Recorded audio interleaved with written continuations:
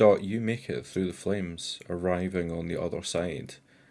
You had this small little friend atop your crest, and you know when something that is usually in that space disappears as you arrive on the other side of the flames and Bright is not there. But you're unharmed. Where's your friend? I whirl around back in the direction of the flames. Can I see them? I would say at this point these flames have grown much larger. It's unlikely that you can see Bright from your current position. Okay, and then I look around for mud. Like, is there? You said it started to rain. It will have started to rain now, yes. And so I'm gonna look. I'll be trying to bark or call out of some sort to let Dot know, because I know Dot's being brave right now. Okay. At the same time. You try to bark. If you could go ahead and roll 5d6, as the deafening roar of flames and the rain falling makes it harder for noises to carry. That was 4 2s and 1 1. My advice is cowardly, so I'm going to burn that because in the first attempt he was too afraid to draw attention to himself being alone, and then he realized he's not alone. There's just fire in between. And he's going to try again, so I'll roll that 1 1. That's a 3. So that's that. These things are true.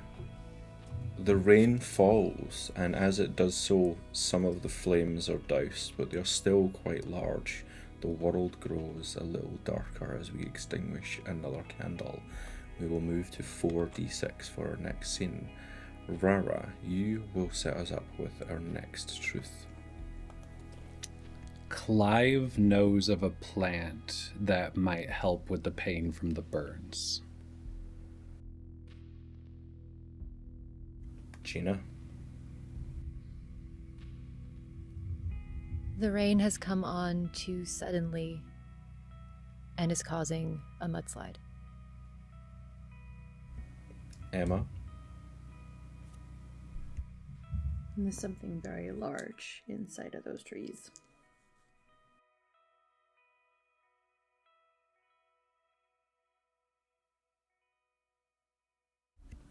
The very large thing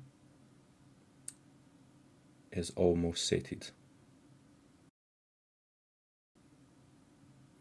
And, as always, or at least for now, we are alive. We are alive. And we are alive. We are alive.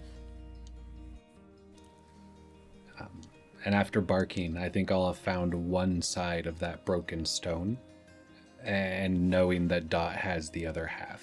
But I'll seek cover, and like I'm waiting for them to come back. I'm not going to find another way or anything like that. As you stand there, you feel this rain against your face. As it starts to obscure your vision somewhat. It is heavy. It is thick rain. It starts to come sideways. You watch as this star that you saw in the sky grows larger. And then you feel your feet begin to slip and give way as the ground moves underneath your feet. Understanding how soil works, it's almost like knowing how to swim in the ocean. There's an extent where I won't fight what I know I can't fight in the momentum, while trying to maintain a cleared head to find a weak moment to get out of the mudstream. He's not afraid of being buried. He's afraid of being able to not dig himself out. Is that a roll, or are you just going to let me escape? I think that based on previous ones, I'm going to let you understand the soil a little and move yourself out of this space. I won't make you roll. You are able to free yourself from what could be a quite dangerous situation, but where do you go? There's nowhere to go. There's just waiting. It's basically if the soil wiped me south, I would just start heading north again to get to the last place where someone who knew me saw me. Okay. The soil does move you there. And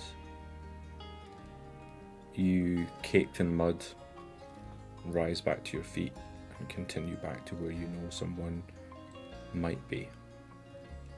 But you are, for all intents and purposes, completely alone. I straighten my flower crown and make my way.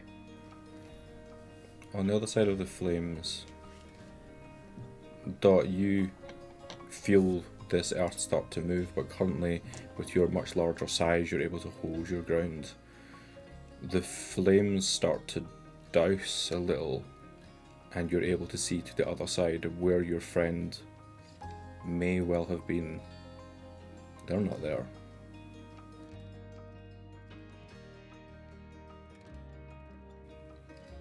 I think I would have let out as loud of a bellow as I could, hearing Bright barking from the other side of the flames.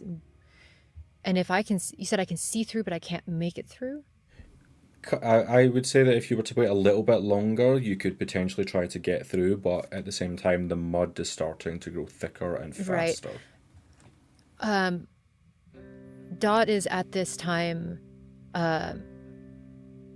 almost frantic in the sense of she's seeing herself being brave and still losing her herd, and she is not going to let that happen. So if I can, I'm going to try and, like, using my tail again or legs or whatever I can, like, sweep as much mud that's now forming across the flames to sort of, like, douse a little bit of a pathway through, so that, because as much in Dot's mind, as much as she crossed this wall of fire to follow Clive and Bambi to help reunite Bambi with her clutch of eggs, that's not her herd. Bright Weather is her herd. And so that she's going to go back and try and find them.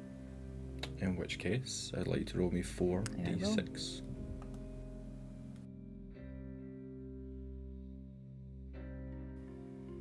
One 6, no ones. Okay. You're able to douse these flames and make a path through. As you, I imagine, move to make your way through, you'll watch this large tail move in front of you to try and block the space. And it's like, hey, don't go that way. That's not there's nothing good in that direction. Please just follow us. Do I recognize this creature? You would probably recognize this voice if you turn to look at a familiar face, and as they look at you, their eyes will widen. It's you. It's you. You're still alive.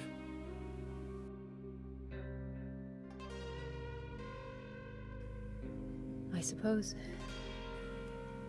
It doesn't. It doesn't. It doesn't matter. We need to get out of here. No. I have to. I can't. I have to. I'm going this way. There's nothing good that way. What do you mean? There's nothing good that way? There's nothing. Make it into the tree line. Try to get away from. The stars are falling. The flames are rising. There's only so much our tails will hold us against this mud.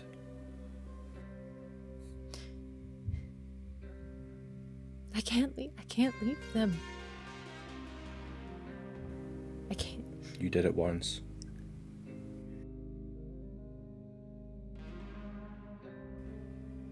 Look, I'm glad. I'm glad you're okay. I'm really glad you're okay. But I have to go. I start to move, and I stop. And then I turn back around.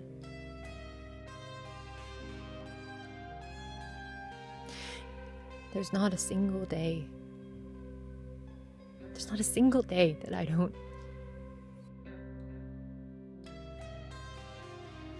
hate myself for what I did. And it's okay if you hate me too. I can die with that. We never hated you. We pitied you. Go find your friend.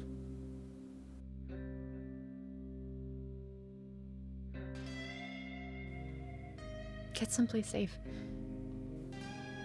She'll nod, turn, and a small group will run into the trees. Shit. And I run, and I follow in the direction I saw right with her. Clive, you are, I imagine, heading towards these trees, even if Bambi is not so keen on you being too close to them right now? Yeah, I'm not used to... I'm used to other people's disdain, but it's normally at a distance. I'm not used to this much concentrated, face-to-face proximity. Not hate, but yeah, disdain and frustration and disappointment. It's harder to compartmentalize or ignore when you are confronted directly with the consequences.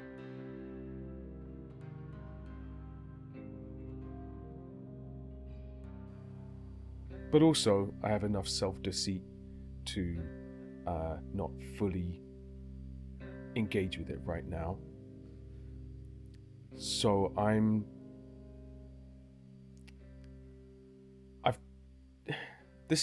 it may seem weird in such a dark situation, but this is the closest Clive has come to friendship in a long time. I mean, as far as he can remember. So, I don't know, it desperately wants to atone somehow. So I'm going to be,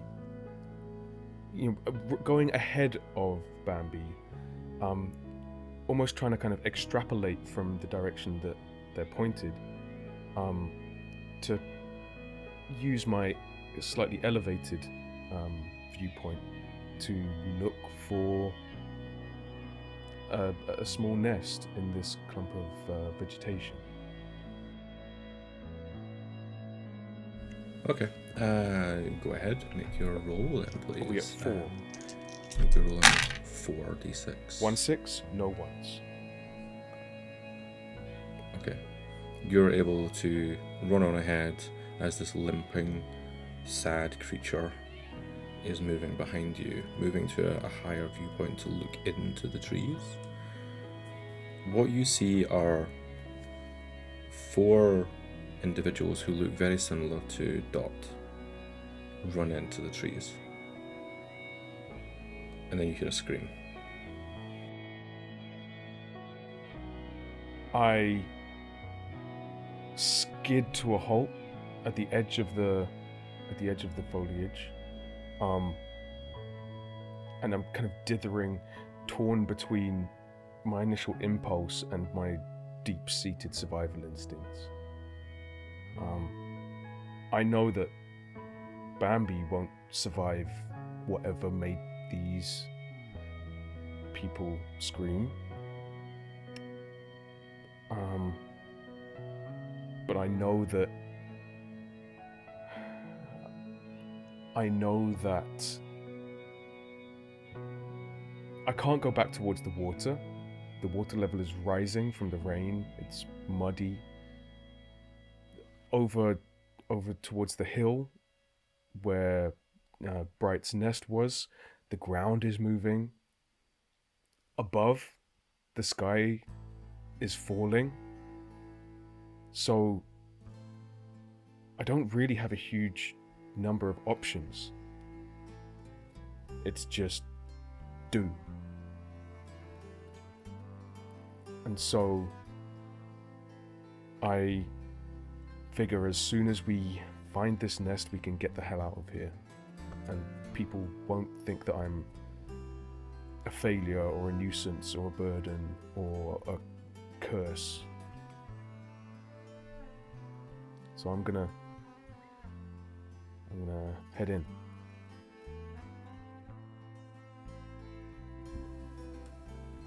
I would like you to roll me 4d6 as you head into these trees.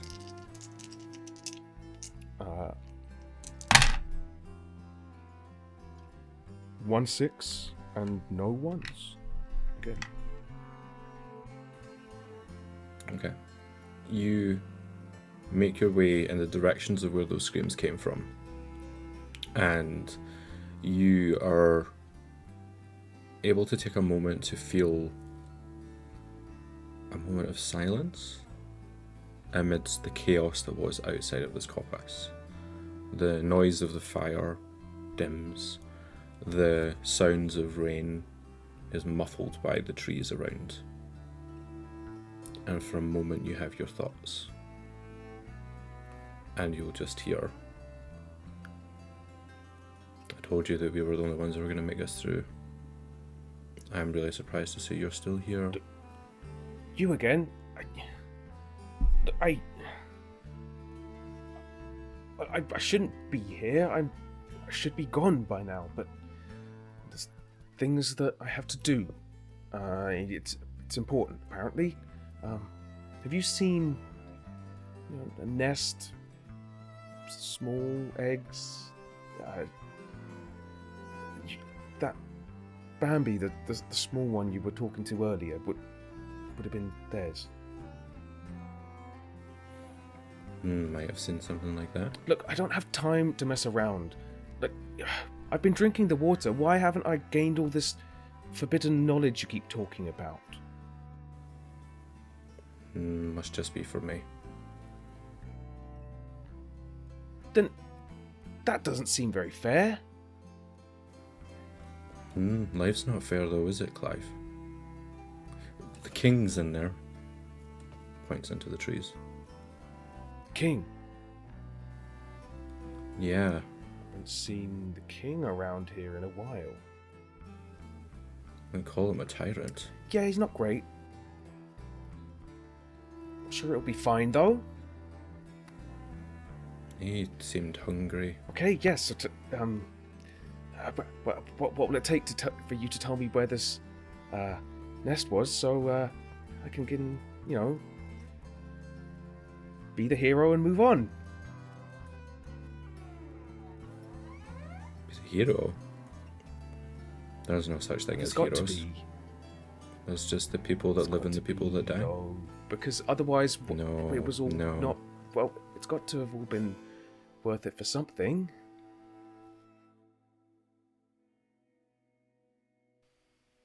No? You'll just watch as this possum vanishes into the darkness like a Cheshire cat. Kind of wish they were in my head. Bambi, you are trudging behind in the mud, feeling the pain. Once again, seeing Clive talk to a tree.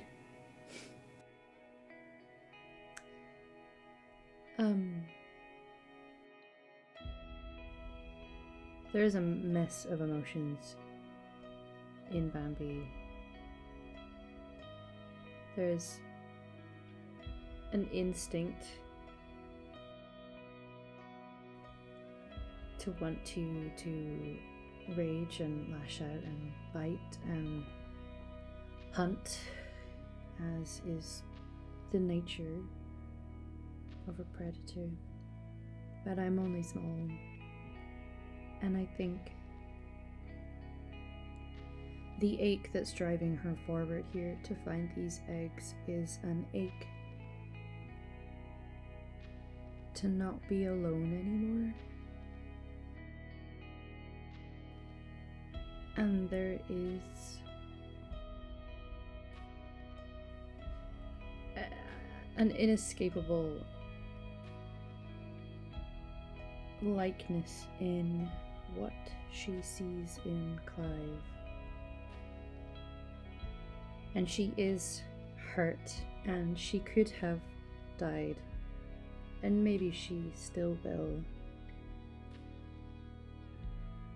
But he wasn't trying to hurt her. And he's still trying to push into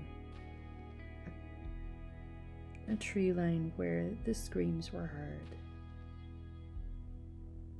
And as she gets closer, she's going to call out, "Clive, it's not that way. It's in here somewhere. This direction.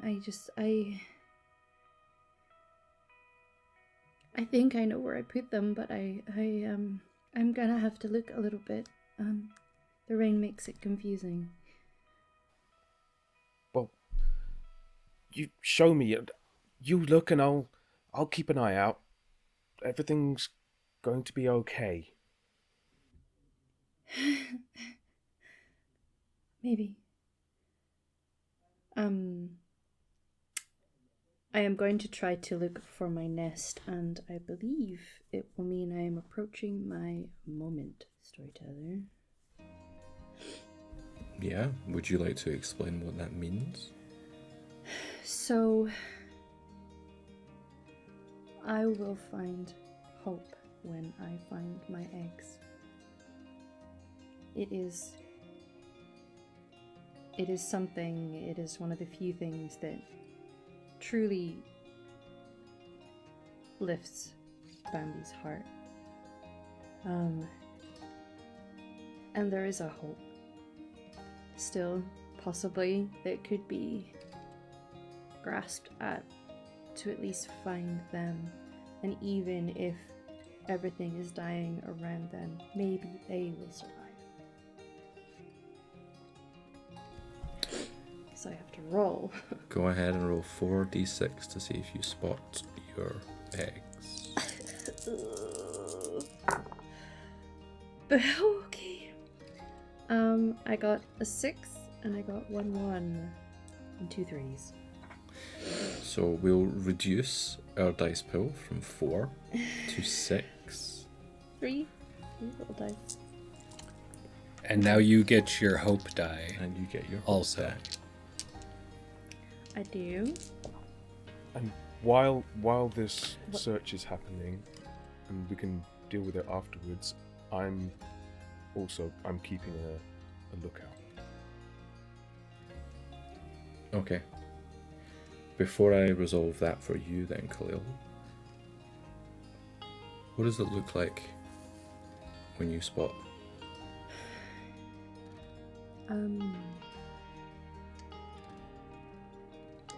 Some of her kind, she believes, can nest further into the trees. We know that Bambi raptors had the structure to suggest that they could fly and would be airborne. She didn't feel confident because she never learned how to make a nest, and she wasn't around others like her for very long. So she made it on the ground and nestled under a fairly dense bush. There is a collection of twigs and branches and old feathers of hers and feathers that she stole and things left behind from her meals that created a soft, safe little pocket. There were 5 of them.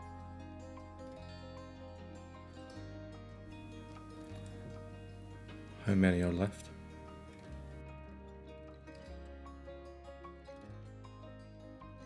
I think there's 3. And there's a little confusion, but either something got them. They probably couldn't have hatched, not without her here, right? And Maybe she was just misremembering. But she sees 3. And she's happy. And she will gather them to her as best as she can. And will look up to Clive.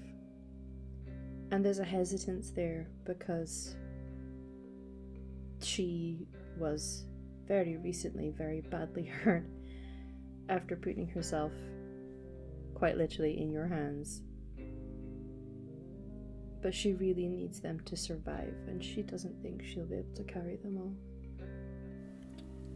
Right now, Clive is scanning the tree line. So Khalil, I would like you to make me a roll with 3d6.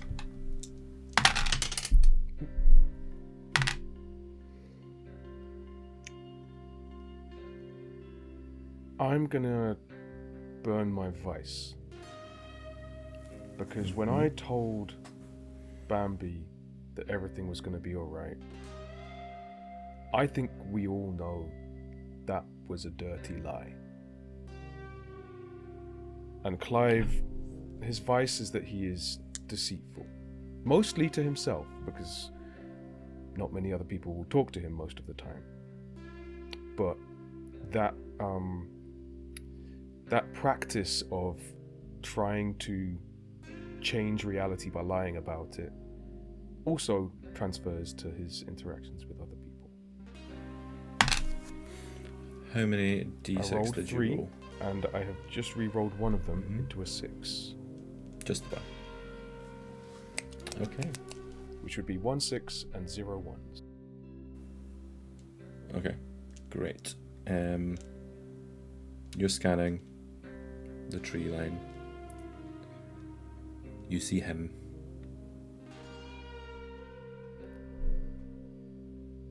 He's here. Get in my arms if you want to live. Oh god. She's gonna cluster them together and will let you pick her up. She knows this is perhaps a really big gamble to trust you, but she has to trust you in this moment. Now that you're a little closer to her and the eggs, you will notice that like 2 of them are definitely the same. One of them looks a little different. It's a slightly different color. Let's go. So I'm gonna try to... I love when you say those words. 3d6. I gotta get more please. disciplined with that language. You try to step back. 3d6, please. And do I declare my moment before I roll or after? Well, if you think that you're in that, then tell us why you think that you have come across your moment.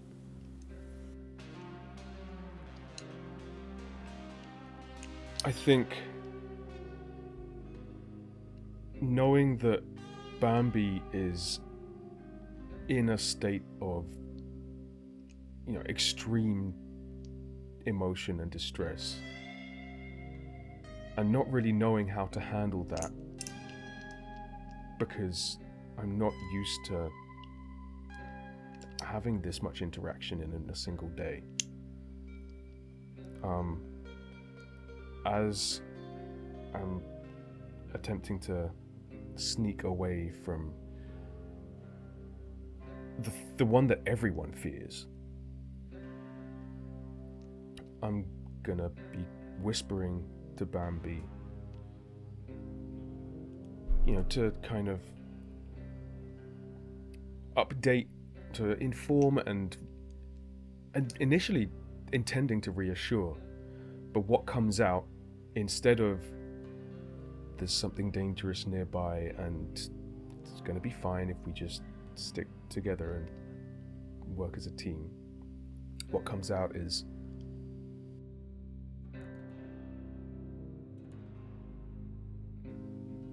he's here. Shut up, or we'll both die.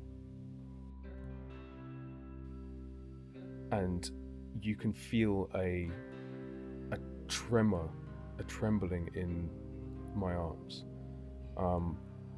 The fear is as Clive is honest about the real danger that we're in, and not the kind of false bravado, or not bravado, but false reassurance that masks his insecurities the rest of the time. And he lets it fill his body rather than fighting it.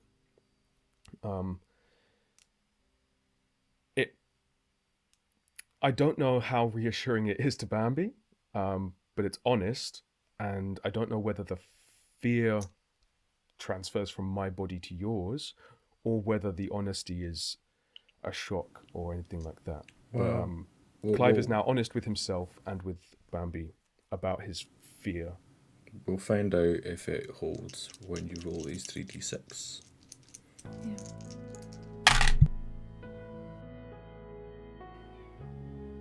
No 6s. And a 1. These things are true. Clive loses all hope. Your hope is lost. The skies grow darker as the star that is approaching blots out the sun entirely. The noises of the king grow louder. I repeat that last sentence that I said, or the last phrase that I said to Bambi again and again. We're all gonna die, we're all gonna die, we're all gonna die, we're all gonna die. And would you like that to be your truth?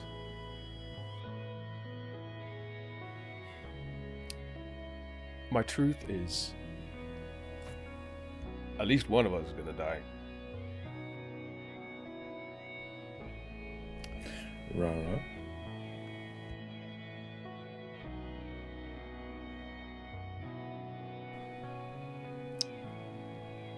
None of us will die alone. Gina?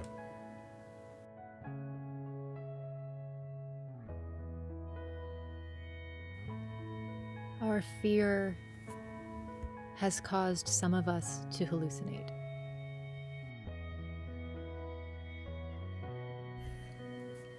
And for now at least, we are alive. We're alive. Alive. Alive. Dot, you make your way to the other side of this wall of flame, in the direction of Brightweather, or at least you hope you do. The mud here is strong, it flows downhill, and as you look around, what are you doing, Bright, trying to make your way back to where you might find someone you know? At the beginning of his run is frantic, covered in mud, scared, the sky is falling, like the ground's shaking. He has a direction and that's it. So there's nothing careful about it. Sticks are scratching him, he's stumbling. And then he sees a clear spot of water, just a small crater, a small hole. And for a moment, stops and throws water, gets it off of his claws and off of his face. And he sees himself. And I think this is where he's going to maybe step into his moment, because he sees himself for all that he's lost and the scars on him. But he also is crowned with friendship, and he is someone who is moved by the traffic of beetles. And my moment is I will find hope when I believe there's something to live for. And he sees himself and thinks he's beautiful. And that's going to try to invigorate his spirit. Please roll me 3d6. Okay, I thought we were 2. 3's better. 3's better. Mm-hmm. That is 2 3s and a 6. You do indeed get that hope now and cling on to a level of hope, looking at your reflection. And if you'll allow me, if there's some sort of boulder or outcropping, something a little higher than just the flat ground, Bright would jump on top of it and try to mimic the singing sound that he knows Dot's species makes, even though he's terrible at it, as though Dot could run by and he could maybe just jump on type of scenario, but has no idea where they are. Of He's just course. found a little hope. Please do go ahead and try to do that. Oh no, you're making me 3d6. roll. I will roll 4d6 because I have a hope Yes, die yeah. that also succeeds on a 5. Okay, 1 6, it was not on the hope die, and no ones. Okay. You launch yourself onto this little rocky outcropping and start to sing, much the same way as Dot and others like Dot would do. And as you do, the darkness that was here, momentarily, Dot, you see bright flashes, and you spot further downhill your friend, as crashing into the ground all around them, 6 little meteorites. Stars crash into the ground and explode all around you. I let out another bellow and I run in that direction. And as I'm running, Dot is covered in mud, and she can hear the screams of other creatures behind her, around her, in front of her, and it is the same as that dream that she has almost every night, but this time she's running toward her herd instead of away from them. Okay. And she just keeps moving until she finds him. I'm gonna say with the light that has brightened this area momentarily, you're able to make out the direction that you need to go. You are gonna have to avoid the remnants of explosions that are growing from the ground. I'm gonna have to roll for that, aren't I? If you would, but I'd like to know how you would try to avoid them.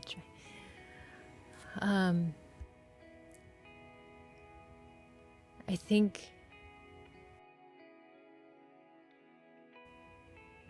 think I take a minute when I hear bright weather. I take a minute and I try and assess if there's a pattern to how they're falling, even though I know that there's not. I try and look and see, okay, one's over here, one's over here. It creates this big of an explosion, and so I just try and use what small brain I have to create a map in my mind of, I know where they're not going to fall, even though there is that part of me that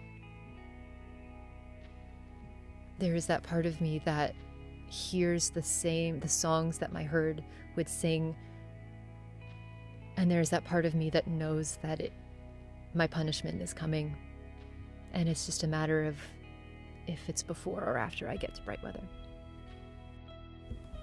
Please go ahead and roll. 4, 3. How many? 3. 3.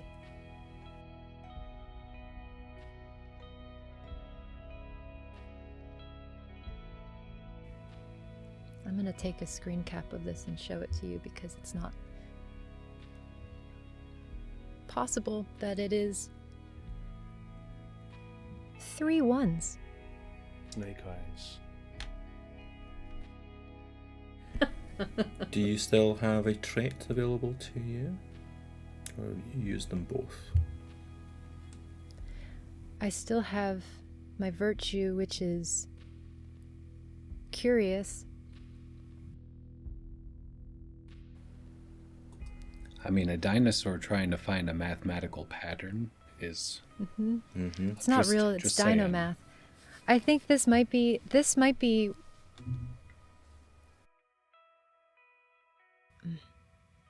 maybe this is where the fear turning into madness comes in, because maybe this is where I start to see, in the direction that I am running, other members of my herd in the background.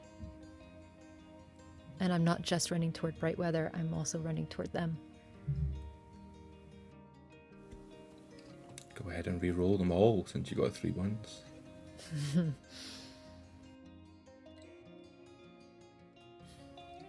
1 1. No 6s.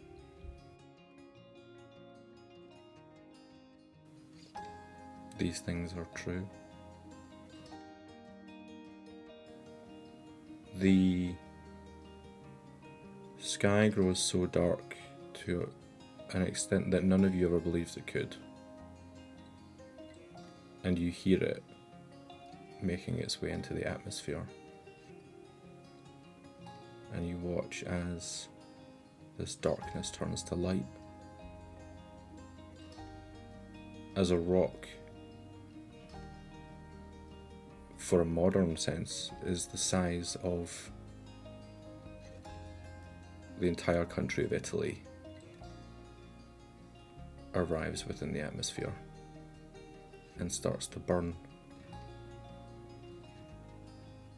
Do you know what's the truth we'll add to the world?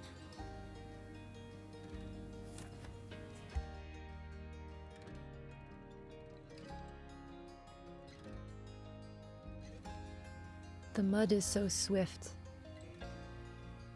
We're unable to stand. And Emma.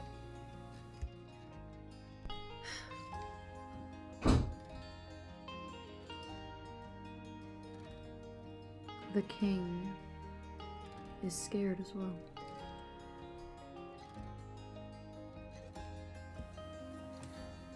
And somehow, we are alive. We're alive. We are alive.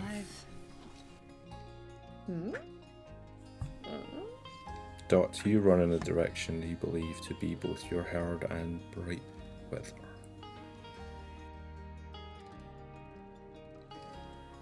The mud catches at your feet, rising towards the upper thigh. You start to feel yourself unable to hold yourself anymore.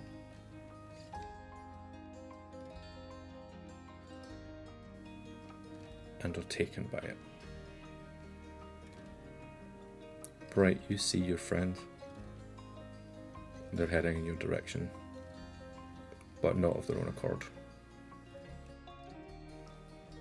And I remain hopeful. And I will watch their form coming down this river of mud, which is just soil that's a little different.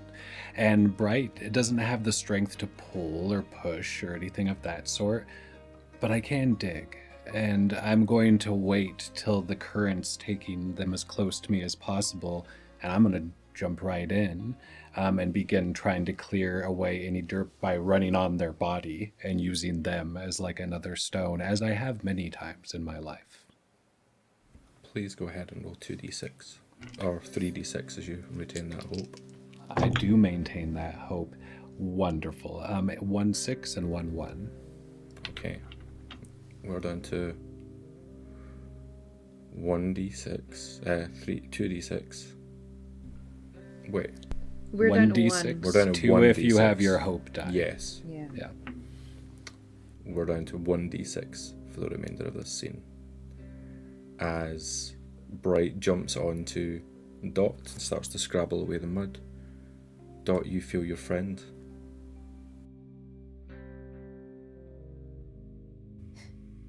What are you doing? I mean, have you seen yourself? You're filthy. I think this might be it. If it is, then it is.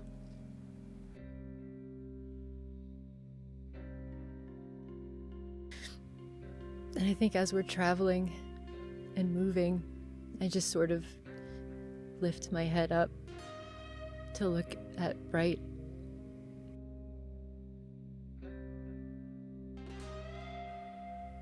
I didn't run away. I'm not running away either.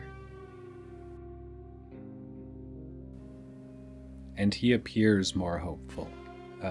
Where love makes you have a fear of mortality, unlike a lot of things do. In this moment, knowing that the end is coming, there's freedom to be brave.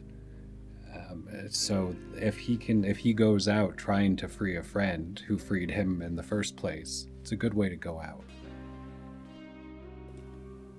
Moving away from that scene back into the little coppice, the bright lights of this burning star light the trees around you,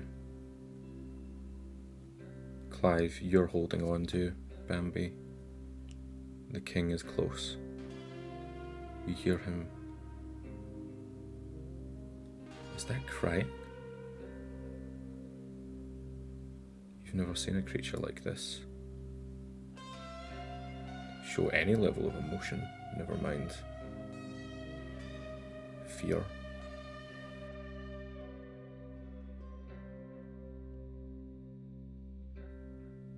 Clive, you need to run. Can you run? And it's almost as if we zoom into a cross-section into the brain of this iguanodon, and you see the prolonged exposure to this tainted water has caused small lesions on the brain, small areas of living decay, almost like dropped nodes in a network. And coming face to face, metaphorically, with all this fear that he's been bottling up his entire life is starting to cause errant sparks across some of those gaps.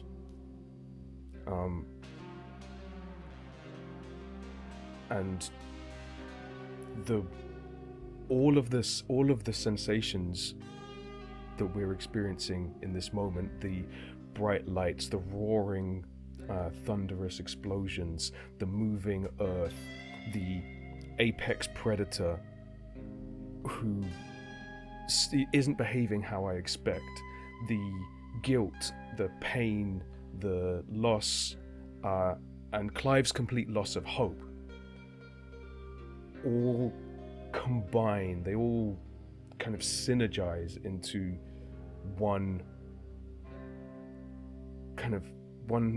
sort of hallucination in this damaged, misfiring brain. And so I see the king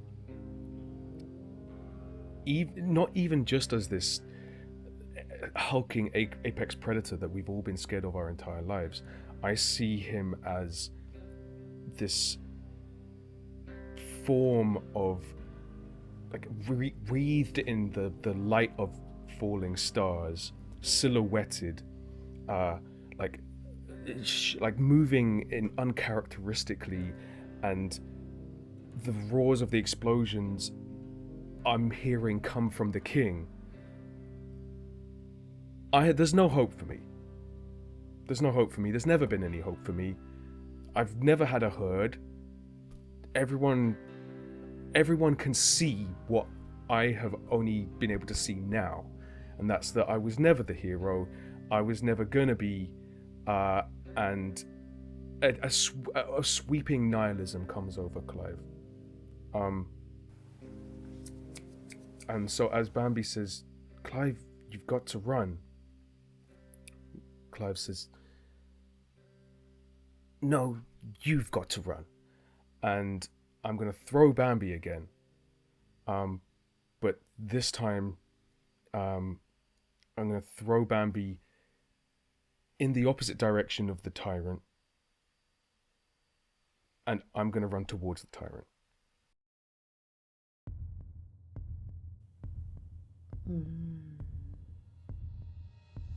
Okay.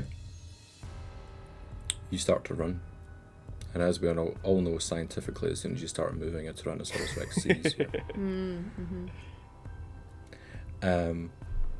But as the lights brighten this area, this large apex predator clocks you. And you run directly towards.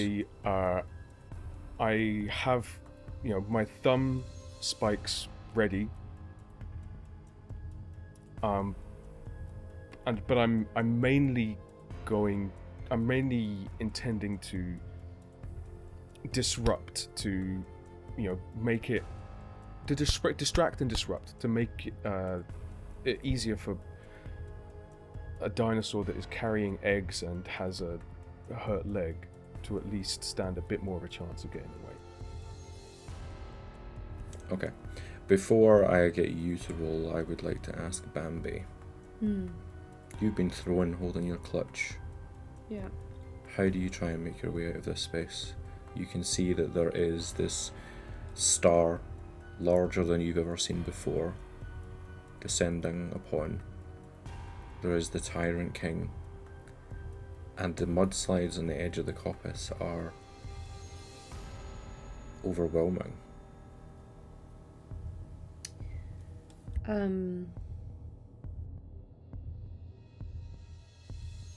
I think she is met with obviously impossible choices to make in a situation that nobody should ever have to experience. There's no way to logic your way out of this, and survival instincts are only going to take you so far. And in this moment, her hope is less about her surviving and more about allowing these eggs to have a chance, or at least for her choices and the things that brought these eggs into existence to mean something. So she's going to look around, and heading out of the trees isn't an option because that mudslide will swallow someone the size of her. And further into the trees with where Clive is going feels very risky. So I think she's going to try to hug the trees and try her best to hop onto a few things to get a little bit of high ground in an attempt to try and hunker down. If she can find somewhere to nestle the eggs before either the mud comes to take them all and buries them, or the sky falls atop them. And she's going to try and find somewhere secure and let the instinct take her to almost sit atop them to shield them with her body. And I would like you to roll me 1d6 plus your hope die as That's well. my hope. Come on, girl.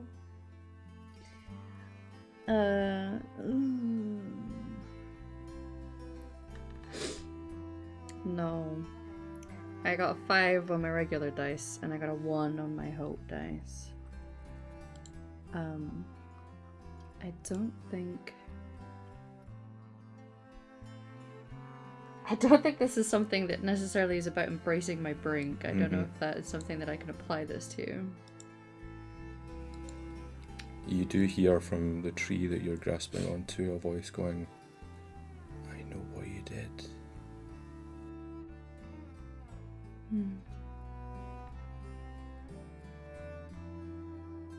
I don't care that you know.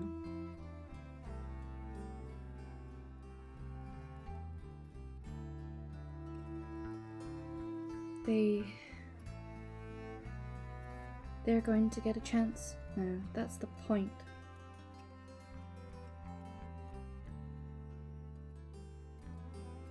You don't get to judge me.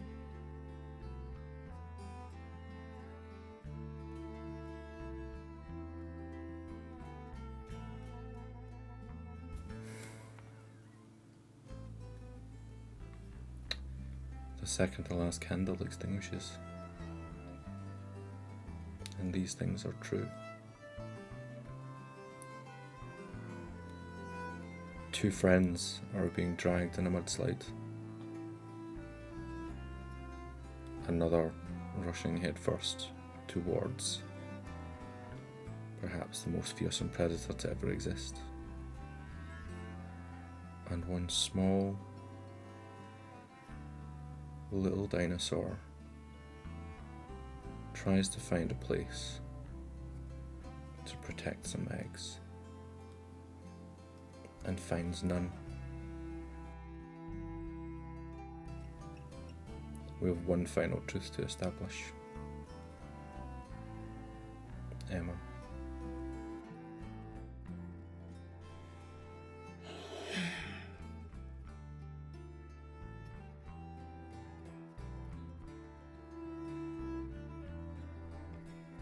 I think the main truth we can admit with this story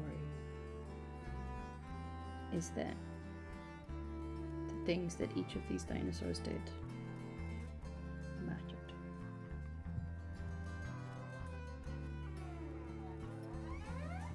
And for one last time,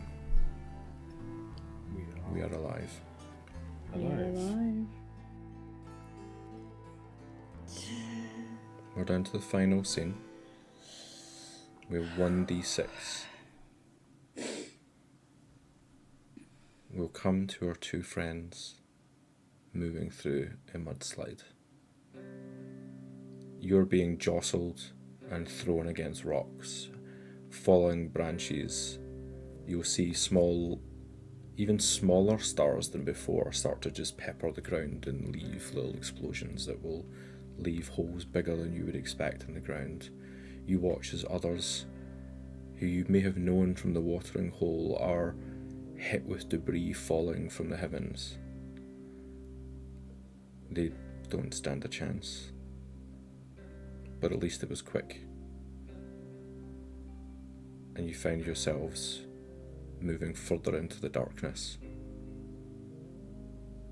Not alone, but together.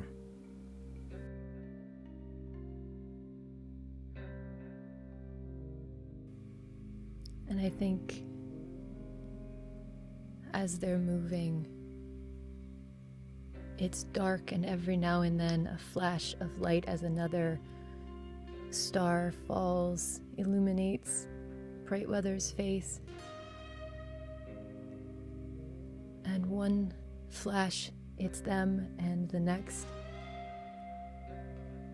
Dot, in her fear and panic, and however many times her head has slammed against something on their way, she sees Saret, her mate from her previous herd. And he's right there. And she pulls her head up with what little strength she has left, and she looks him in the eye and she says, "I came back for you." And you hear a voice say, "You never left." "But I did, though.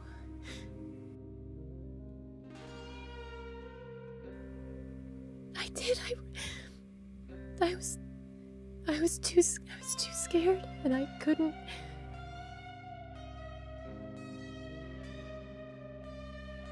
I abandoned you because I was scared. I'm so sorry."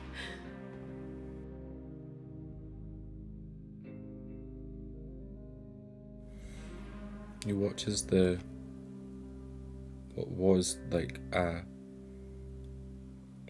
small soft smile will falter.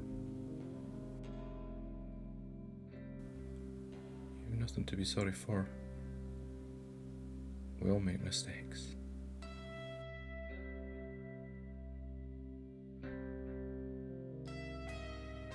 And I think that is when Dot has her moment. And she's filled for the first time with hope. As I think their bodies, as they've been traveling, have sort of found their way inside a half cracked open rotten log that's been traveling with them this alongside, and they're sort of nestled in it as they hit a narrow passageway between two large rocks that haven't yet moved, so they're blocked, and the mud is piling in and rising because Dot's hope,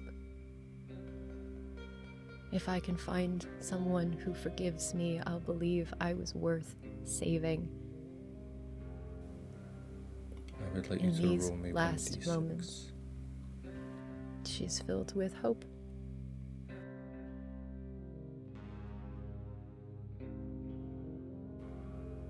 I roll 2. You roll 1 to Or see just- if I just have if you one. maintain this hope. Okay.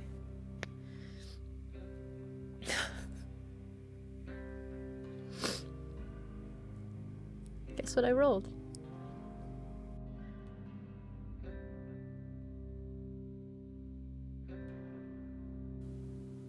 Bright, you watch as your friend talks to nothing.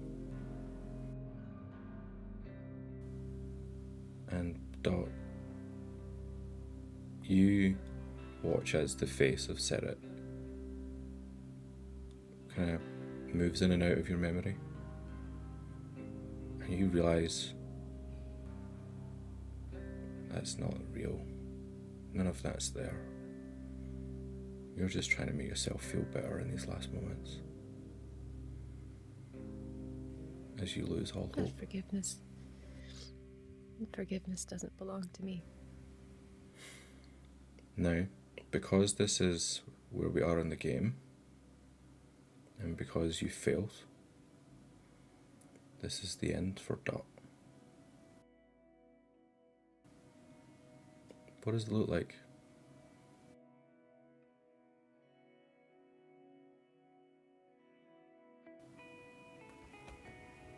The place that Dot hid the night she left her herd was inside a rotten log.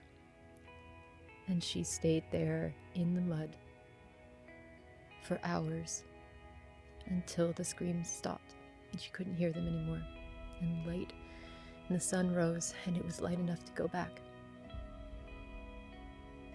And she knows that Seret did not survive because she found him when she went back. And I think that it is only fitting that the way that she dies here is in the mud, inside a rotten log.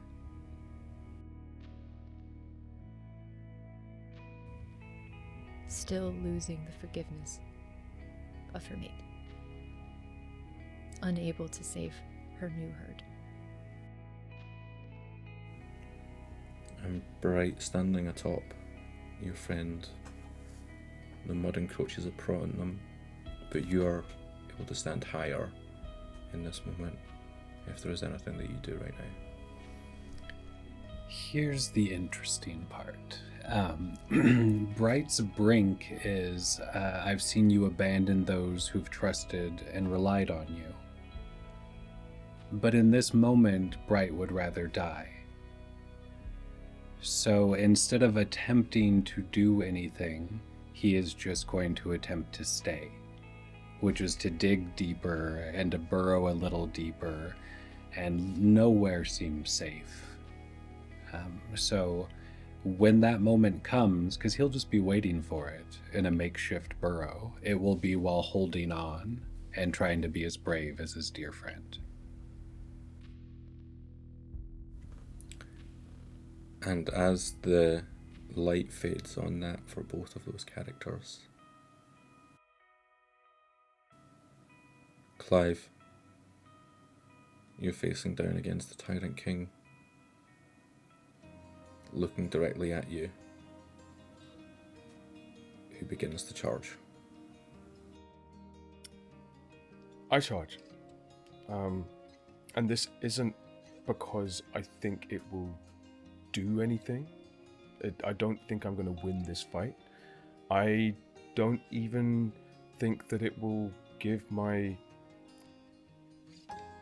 companion, I don't know if they'd call me a friend, but I don't know if it will even give Bambi a meaningful improvement to their chances. It's with a profound emptiness that I charge into this unwinnable fight. And with that, I'd like you to roll a d6, please. That's a 4.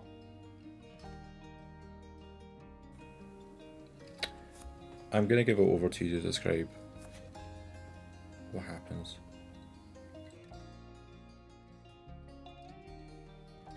So, as I said before, Clive is delirious. Delirious with brain damage from polluted water, delirious with fear, delirious with vulnerability. But it doesn't even process consciously any of that. Just sees this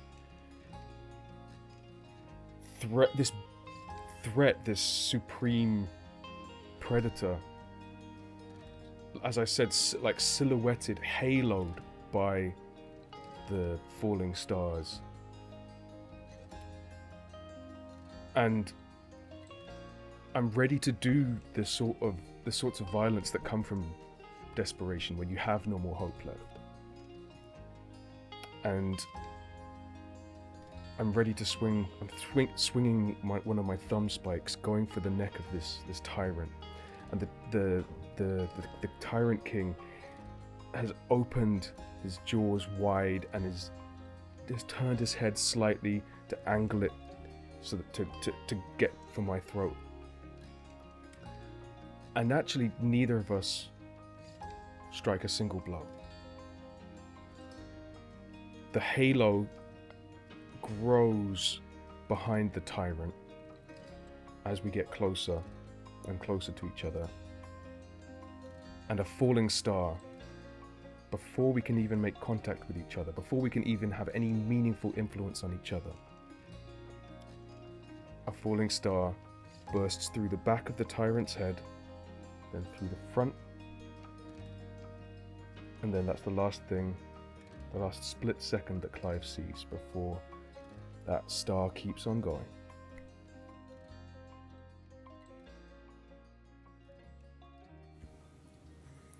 And finally, poor little Bambi. Yeah. I think Bambi is stuck in these impossible odds of knowing that there isn't a way out, there isn't a way to survive. The sky is falling, and the muds are approaching. And what she's trying to do is shielding these eggs with herself. And her brink, her truth is that they're not her eggs. Not really. She stole them. Never whole clutches. Just one at a time. She didn't get to have a herd. She was very young when the rest were killed. And so she knew she was never going to encounter another to ever have a successful clutch of her own. But she craved companionship and community and family, even if it's found family, because just because you found it doesn't make it any less so. And she's protected them. And in this moment, knowing that she may not make it, what she wants to do is preserve them. So that is what she's trying to do.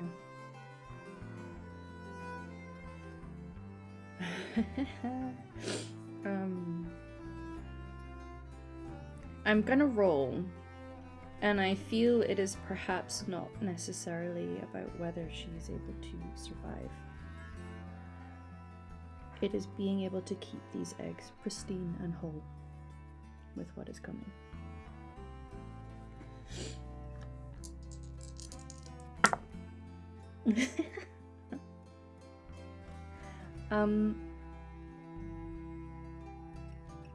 I got a 1 on my regular dice, but I did get a 5 on the hope dice, and I feel that's very fitting.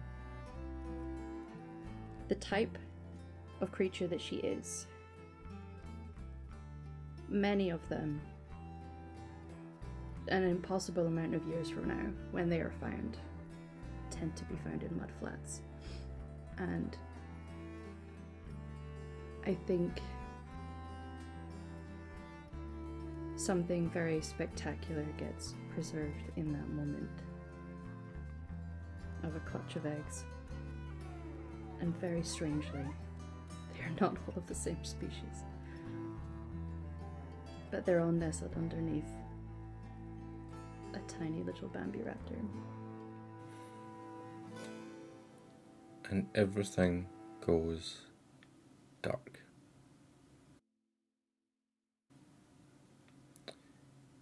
"65 million years later, we just see this lone young woman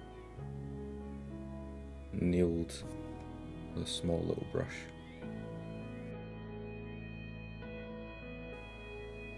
You never stood a chance, did you? Monstrous lizard, dinosaur. Millions of years. Longer than we can even dream. And still, it only took like a breath to end you all. No war, no sickness, just a rock. Cold, unthinking stone from space. I've always wondered, did you look up? Did you see it coming? Did the ground shake before the light came?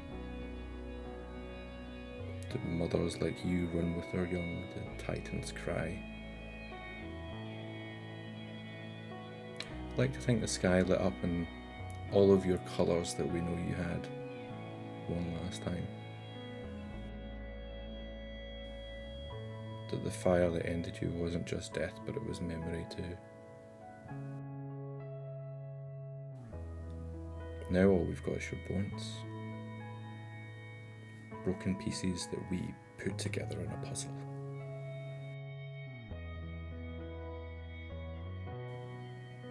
They tell so many stories. I wonder what yours was.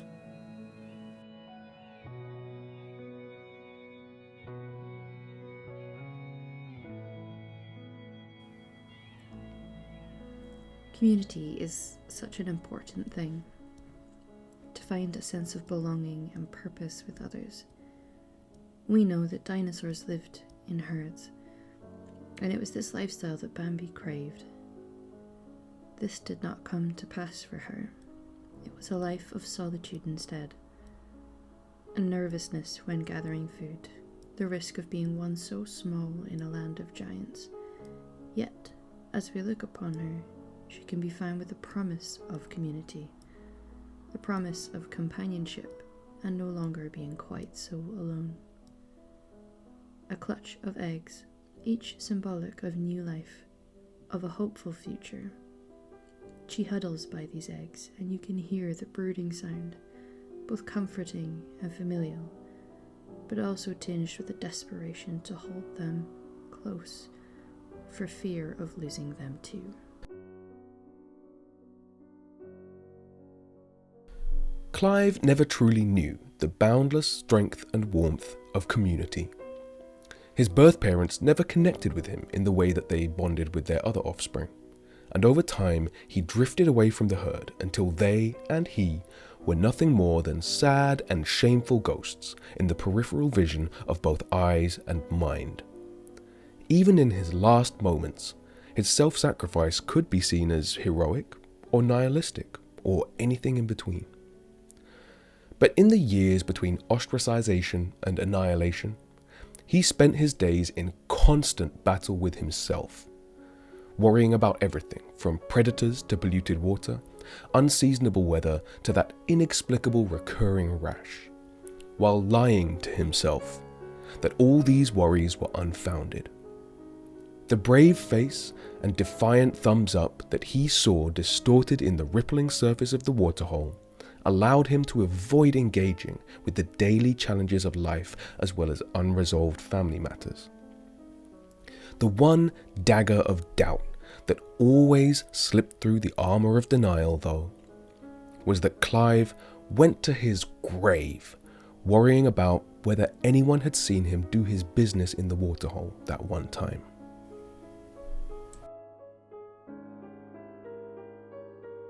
If we were to take a moment from the life of Brightweather and hold it up to the light, it would be difficult to choose a single one.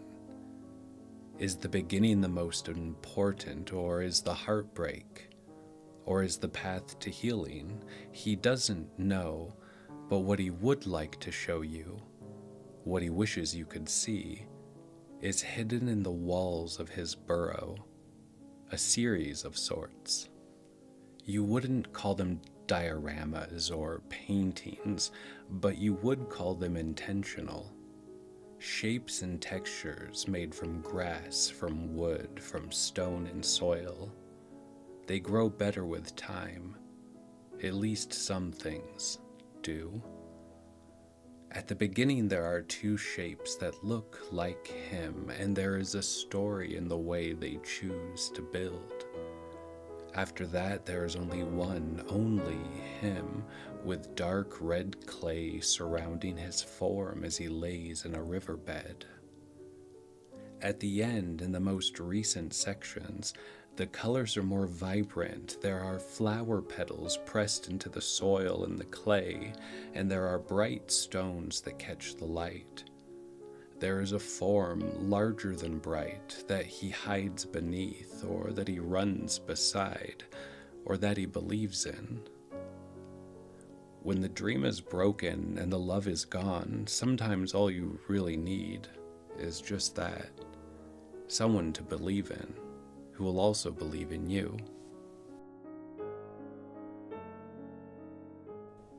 It is clear, somehow, even before the bones are fully uncovered, that this one died afraid.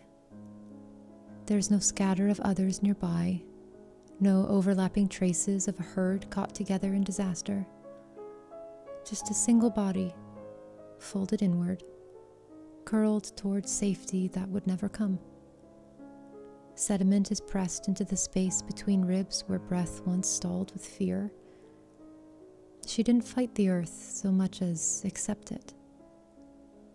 And that crest, that gift, that instrument for song and story, for call and answer, is ironic in its preservation.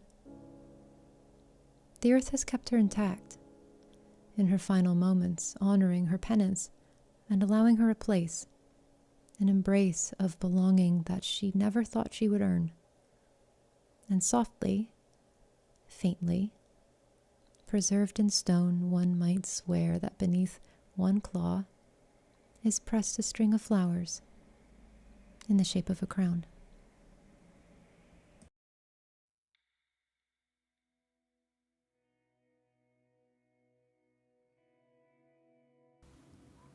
Thank you all so much for watching our game of 10 Candles here on Science and Sorcery. It has been an absolute delight getting to run this lovely, joyful, cozy game with some wonderful, wonderful guests. Getting a chance to delve into the end of the Cretaceous period when these monstrous lizards were still at the absolute height of their power.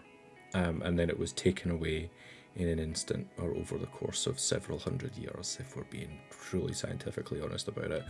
But we couldn't have told it without the thanks of our lovely guests. We're going to come round and find out who you are, what you do, where people can find out more about you, starting with the wonderful Hamalu.